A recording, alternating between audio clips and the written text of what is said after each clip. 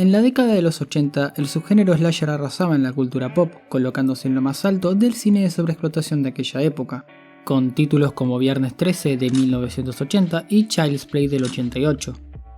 Para que entiendan mejor hay que entrar en contexto. Y sí, ya sé que este tipo de cosas la escucharon de otros creadores de contenido, pero realmente es necesario. El slasher básicamente es, como dije, un subgénero del cine de terror, el cual tiene como foco a un psicópata asesino en serie que busca matar a adolescentes como venganza por algún tipo de tragedia que le haya ocurrido. Algo así como un espíritu vengador.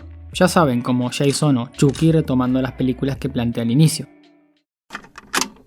Pero justo en medio de ellas, más específicamente en 1984, se estrenaría no solo uno de los títulos más emblemáticos de la época, sino lo que es para mí el mejor slasher que existe.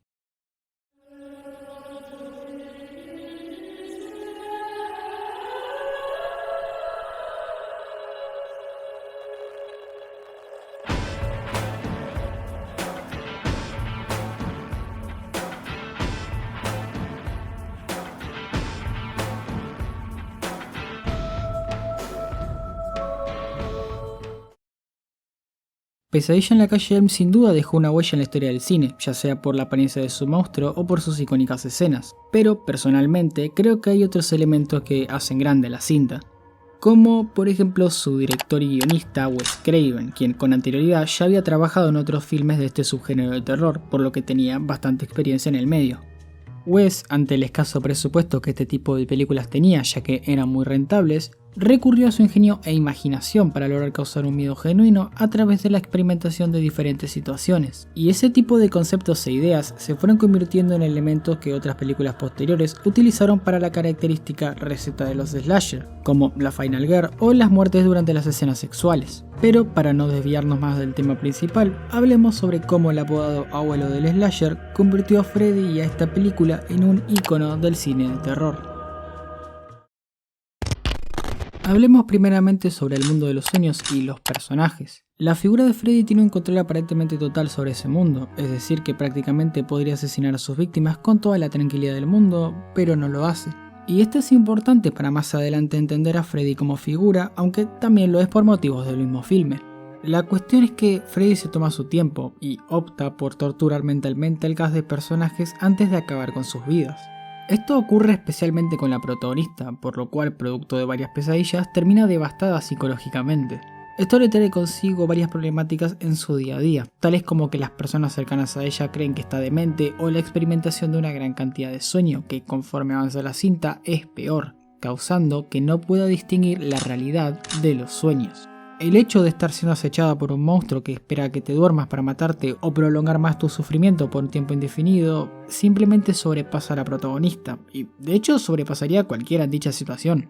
Con cosas como estas digo que el ingenio de Wes dejó una marca en el filme. No solo es terror con gore que busca causar impresión momentánea con jumpscares o un festival de sangre, sino que va un poco más allá, mostrando cómo Freddy causa estragos en la salud mental de la protagonista y cómo podemos empatizar con ella. Y justamente creo que por esto Nancy es una protagonista en cuyos zapatos nos podemos poner tan fácilmente, a diferencia de otros slasher donde los personajes son adolescentes boludos que van muriendo uno a uno y la figura protagónica rara vez nos permite empatizar con ella.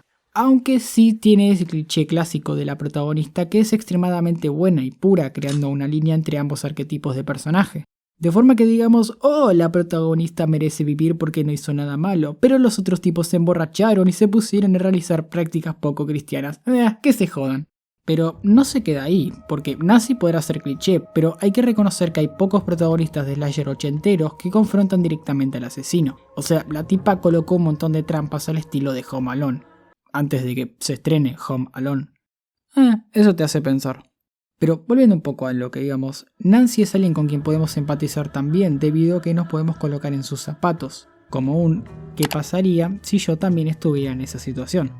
Está asustada completamente, llena de incertidumbre, increíblemente cansada y todavía teniendo que lidiar con la muerte de sus amigos, que justamente Krueger usa para seguir causando estragos en la salud mental de la protagonista. Y el cansancio no es solamente un problema de Nancy, sino que también es un recurso que sirve para dos cosas. La primera es establecer un punto, o sea, cómo va a estar la protagonista de ahí en más, ya que nosotros como espectadores podemos deducir cómo va a estar Nancy al final del filme. Después tenemos un segundo punto, que sirve para acelerar el ritmo del filme.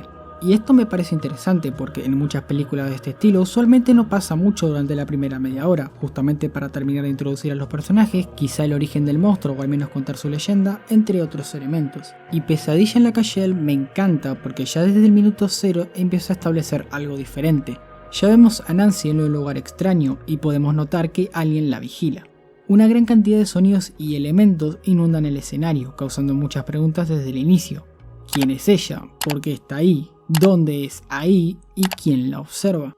Se logra diferenciar del resto, siendo que para la primera media hora del filme ya ocurren muchas cosas. El primer encuentro con Freddy, el establecimiento de los personajes, que lo que te ocurre en el mundo de los sueños puede trasladarse a la realidad, la muerte de Tina, etcétera, etcétera, etcétera. No gasta el tiempo y de hecho es perfecto que sea así. Porque mientras más sueños, más dinámica se vuelve el filme y más se va revelando de Freddy. Como que ese lugar incómodo de ver al inicio del filme era donde Freddy se deshacía de sus víctimas. Incómodo, justamente esa es la palabra que queda perfecta con el personaje. No solo por su demacrado aspecto producto de las quemaduras, sino también por sus actitudes y su presencia.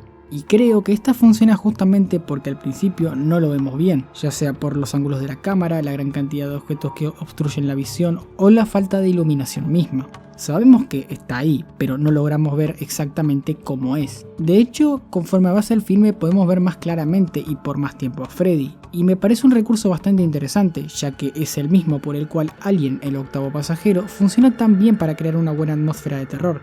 Pero ese es tema para otro video.